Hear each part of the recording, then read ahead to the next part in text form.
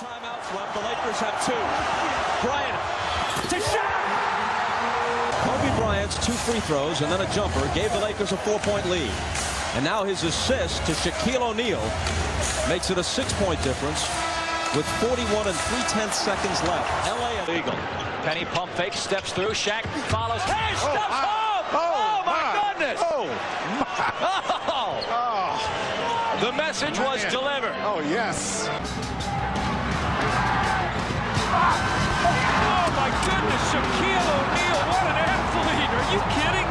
Drop a like on this video within the next 5 seconds or have extremely bad luck for the rest of your life. I wouldn't risk it. What is up, guys? It's your boy Badge Plug, and today you already know we got the big Shaq Diesel out here. The real deal, the big Agave, the big Shamrock, the man of many nicknames, Shaquille O'Neal. One of the greatest centers, if not the greatest center in NBA history. Y'all, today we are on a Paint Beast 99 overall. And today, as you guys can see, we are dripped out in Shaquille O'Neal clothing. Plus, we got the Shaqnosis shoes on, one of my favorite shoes in 2K history. I used to wear them a lot in 2K18 and 2K19. But let me show you guys this build. I'm pretty sure you already know what a Paint Beast Shaq build is going to look like. But let me show you what we're rocking with. We got a 99 standing dunk, 92 close shot, and 84 post hook. So you already know we're going to be post hook cheesing out here. Absolutely no shooting. We've got an outstanding 34 ball handling, a 79 post moves, 99 interior defense, 98 block, 91 offensive rebound, and 91 defensive rebound. So this build is an absolute monster in the paint on both sides of the game. He can dunk all over you, he can hook shot, and he will clamp up any post scorer that you bring near him because he's 7'3". As you all see, this build is 7'3", 290 pounds. Now, if you Google Shaq's height, he's 7'1", but that's probably without shoes. And plus, a lot of NBA players try to make themselves a little bit smaller than they actually are. So to make up for not being able to make a player over 300 pounds, I figured a 7'3" player would be best because he was probably 7'2" or 7'3" anyway. Plus, he's only 290 pounds, where in real life he was 325, probably like 340 at his biggest. So make sure you guys have dropped a like. Make sure to comment down below who you think is the best center in NBA history, and let's get straight into the gameplay, y'all. So we all know who Shaquille O'Neal is. He's one of the most fascinating NBA players of all time, but one of his most impressive accolades to me is his rookie season.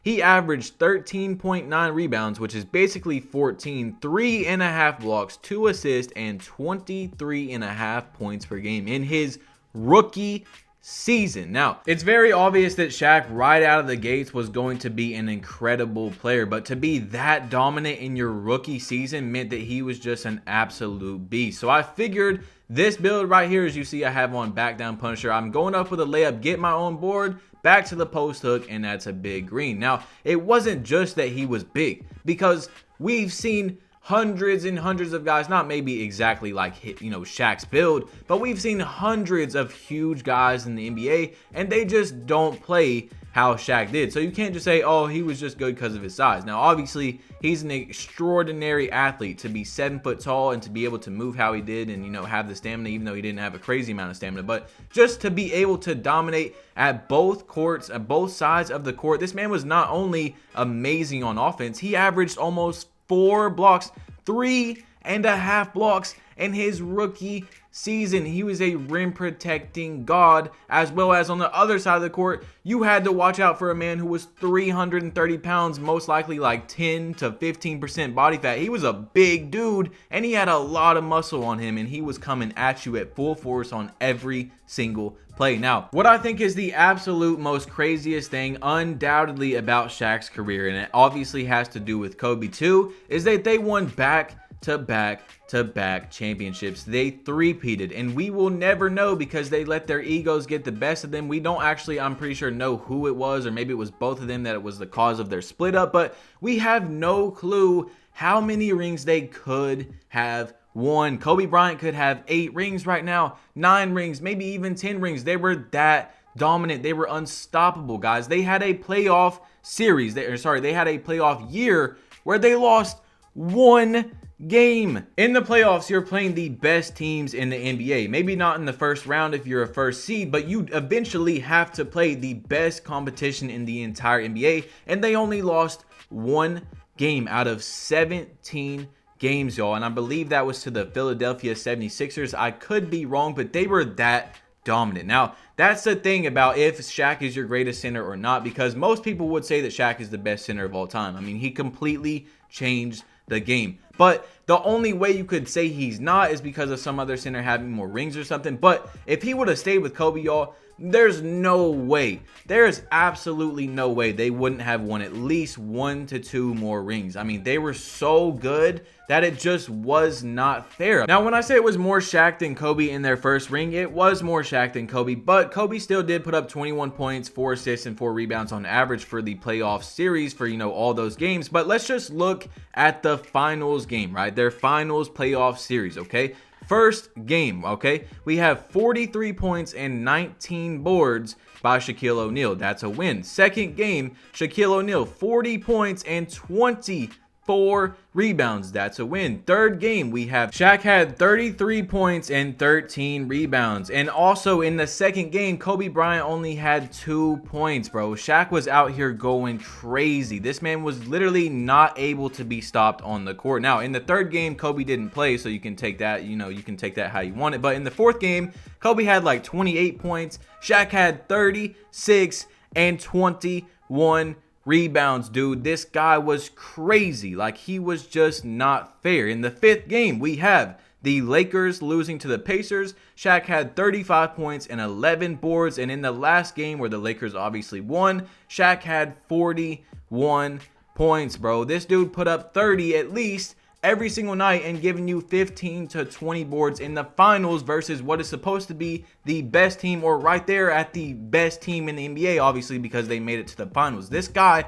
was crazy. He was literally something that no one had really seen before. He was a one-of-a-kind, once-in-a-generation type of player. Now, eventually, like I said, and like you guys know, it became Kobe and Shaq. They were the big duo. But that series right there is, if not the most impressive, very close to the most impressive series in an NBA Finals, you know, series of all time. Like, this dude was out here putting up 40 and 15 or 35 and 15, 35 and 20 every single night on the opposing team, and there's nothing they could do. So to me, that is like one of the greatest, like I said, performances I've ever seen. Now, I know I've been talking a lot about Shaq in this video. I mean, it's a Shaq video and not talking about the gameplay, but you know, Shaq's career is just so important to the NBA because this man literally changed the whole game. You have to have him in a double team. Therefore, he's making the shooters around him that were already good even better because they're open every single time. Say the Lakers shoot a shot, how do you know to run the break if you don't know your teammate is going to get the board? So that limits a lot of transition buckets. Plus, he gets the board, he can kick it out to a teammate. He gets the board, he can take it back up. He is one of the greatest centers, if not the most dominant center in NBA history. There's so many highlights of Shaq literally taking centers who were like very good at the time. You know what I'm saying? Like, they were all-stars or whatever. They were, you know, bona fide professional NBA players and making them look like absolute scrubs, like little boys that had never even touched the weight room. This dude used to absolutely bully professional NBA players. Now, Shaq is known for the rings. He's known for being dominant. He's known for having all the nicknames, but he's also played on a lot of NBA teams. There was a meme that went around when I was a little kid about that he could actually wear every single color of the rainbow with all the uniforms and teams he's played with. So he did go to a lot of teams, but it's just, it always blows my mind. And if you're a fan of basketball, when you think about it, it has to do the same thing to you, that how many rings could Shaq and Kobe really have won? Now, a lot of people like to say, oh, MJ has 6 rings, Kobe has 5, therefore he's better, whatever, right? And, you know, there's a lot of other things that people take in, you know, into that. But what if Kobe had 7 rings?